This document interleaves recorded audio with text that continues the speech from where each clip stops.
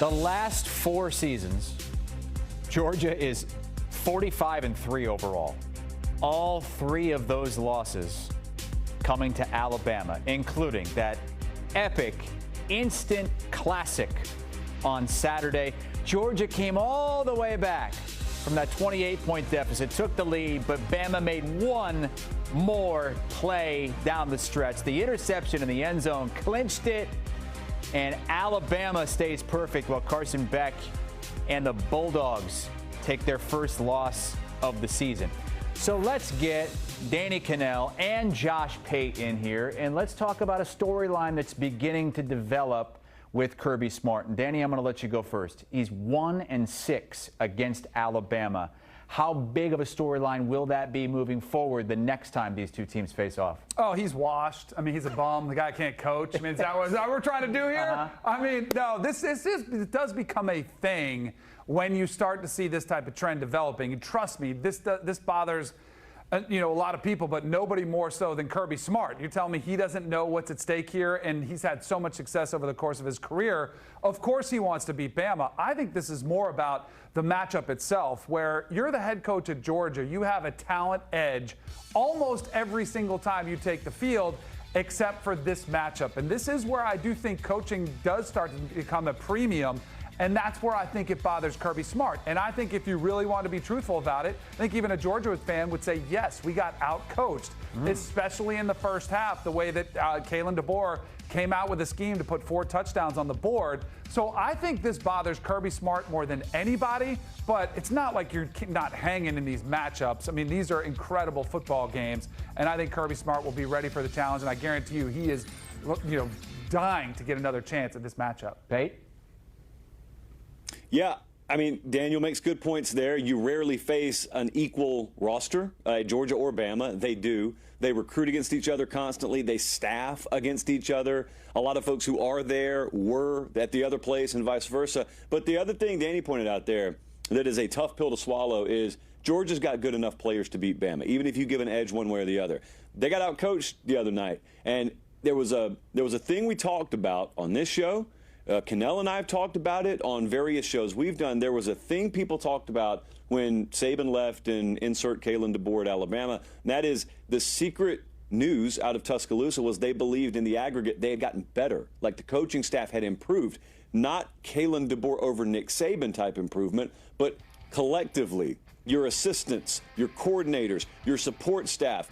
There was probably a little bit beneath Nick Saban that needed to go there. Kalen DeBoer brought in a legit staff, and I think they flexed a little bit the other night. Georgia's got one of the best in the country, too, though. In fact, going into the other night, I would tell you they had the best staff in the league. I don't know that I believe that anymore. So it's sort of a bitter pill moment for them because you walk out of that feeling like, we've recruited the athletes. We didn't put them in the best position to win. But as for the Georgia-Alabama dynamic, it matters greatly.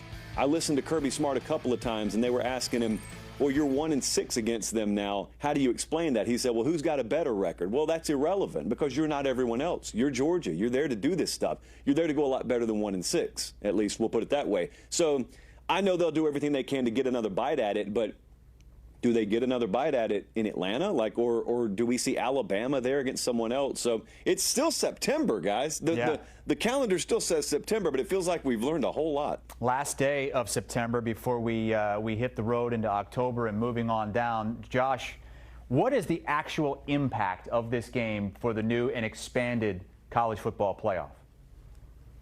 Well, I think we just kind of hit on it there. It's not the playoff. It's what the conference title picture means to the playoff, and it's a really big impact there. When we were doing the preseason predictions, I thought it was fair to rate Georgia the #1 team in the SEC, but maybe not even predict them to go to the SEC title game because of the road they had to go down. So they've gone down part of it now. They went to Alabama and they lost. That just means they have no more margin for error. If they went out the rest of the way, they'd probably still be there, but there's no more margin for error. And they've still got to go to Austin. They've still got Tennessee coming into Athens. They've still got to go to Oxford. And I know that everyone else may want to overlook a game against Florida or Auburn, but I mean, it was a 1-point game against Kentucky, so I'm not overlooking any of that.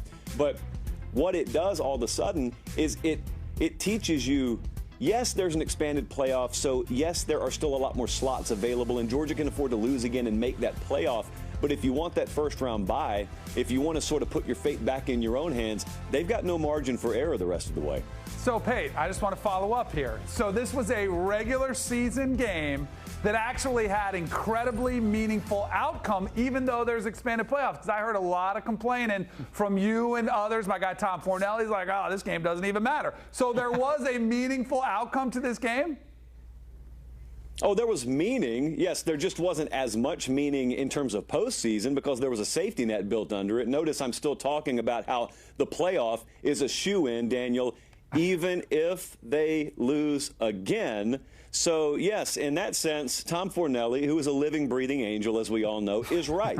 And I'm right. And you're not so right. But the conference championship picture here, like that to me, that was the big meteor that got dropped in all this is you lose now. And it doesn't matter if you're the fourth best team in the country. If you can't win your conference, they don't give you the first round bye. And by the way, guys, just down the road here next week, I know we're not talking about this today, but the Big Ten and the SEC are meeting as conferences, I think, to try and alleviate some of that burden on their member institutions. So enjoy it while you can, sir. Okay. See, this is I've been somebody who's been pounding the table saying we need expansion, we need more playoff games, we need to include a lot more people, make the November part of the schedule more interesting.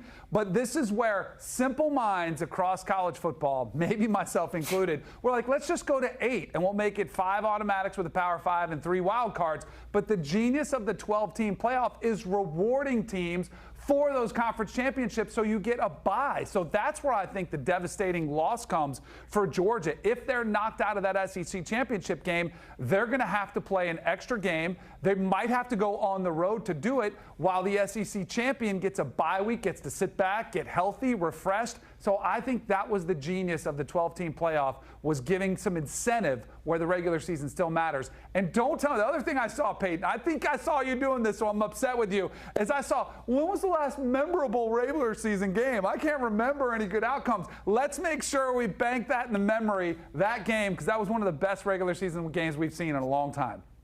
Of course it was. But, Daniel, this game is like its own season. No, nothing about a postseason, whether it's 12 teams or 60 teams deep, is ever going to remove the impact of Georgia versus Alabama. My concern, ironically, is in November. My concern is when I know I've got two teams that are already sort of on the bubble, do you shave away that urgency for me? Or, and we can go way down the rabbit hole, on games featuring teams that already know their only shot is the conference title game anyway. Think a Utah versus a UCF at the end of the regular season. Does the outcome of that game even matter at that point? So there are all kind of different ways we can go. It would be irresponsible towards Noah to do it, but there are all kind of different ways we could go. Oh, we'll revisit this in November. Well, Pate, what were you hinting at about the Big Ten and the SEC meeting down the road from you? So down the road is Nashville, where I'm parked right now physically. There are reports out from several different reputable sources today and last week that indicate the Big Ten and the SEC, all of the commissioners, I think, as well as athletic directors, are going to gather here, for a nice little midseason meeting in Nashville, centrally located, and we're happy to help.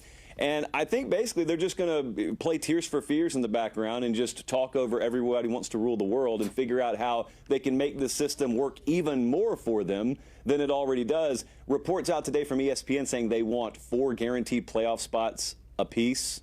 So we're all of a sudden going down that road now. Guys, we haven't even gotten to the first 12-team playoff yet. We haven't even done it for 1 year. We're already looking to make cosmetic changes. Look, if I'm the ACC or Big 12, the way the season's been going, I might say, yeah, sure, just give us a spot. Make sure we're included in this conversation. You guys can have 4. The 3-3-2-2 1-1-1 model that was out there, the 14-team playoff. That one, the ACC and Big 12 turned that down. They should have jumped all over that. We had the Cy-Hawk game on CBS a couple of weeks ago. It was a great game. I'm worried we're not going to see games like that anymore because the Big Ten and the SEC are going to shut those other conferences out and only play each other so they don't have those data points. But we'll be all right. We'll still get those games. Yeah. Look, don't even get me started with Florida State. Don't pick a guy when he's down, okay? Let's go.